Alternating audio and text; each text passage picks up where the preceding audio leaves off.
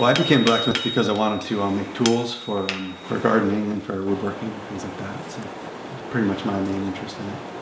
So I started out because I wanted to make tools for woodworking and for gardening. I started blacksmithing because of that.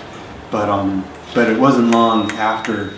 I mean, I kind of wanted to be self-employed. I thought, well, that'd be a good dream. Maybe I don't know if I can do it or not. And then I thought, oh, if I could work at home, that would be great. And then after I started blacksmithing, doing all this other stuff, I realized, oh, maybe I could make a living blacksmithing at home.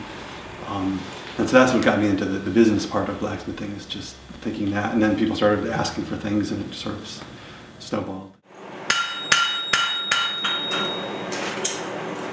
Well, I guess there are a few different parts of blacksmithing that I really like. And really the main part that I really like is actually shaping the metal. You know, when the metal gets soft and you hit it with a hammer and it squishes into all these shapes and stuff. I just love that part. There's the physical part, and there's the part where you're actually seeing your thing, your creation sort of move into the shape that you want right underneath your hammer. And I think that's my favorite part. The things that I sell vary widely. So I sell as far as how I make a living at this, I'm very diverse.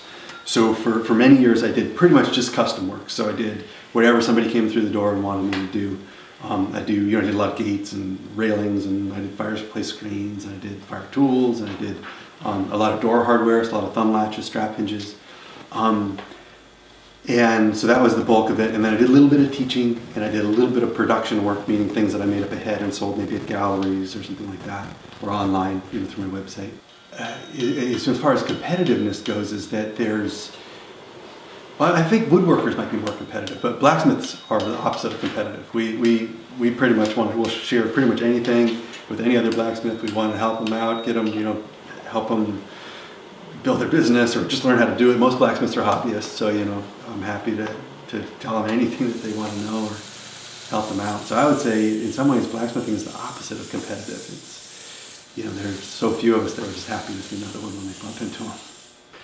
Yeah, the business of blacksmithing is kind of funny because there's no, if you're a carpenter or a plumber, there are a lot of plumbers around, a lot of carpenters around. So if they're talking with the customer has an idea. They had a friend who had their kitchen remodeled, or they had a sink drain fixed or something. They have an idea about what it's going to cost and what it's going to take and how long it's going to take and what's reasonable and what's not reasonable. But the thing about blacksmithing is that there's so few around that people aren't really sure how to talk to a blacksmith. Or first off, they're not sure if there's even blacksmiths exist, And second of all, they're not sure how to ask for things often, or they're not sure what ground they stand on about what's reasonable or not reasonable.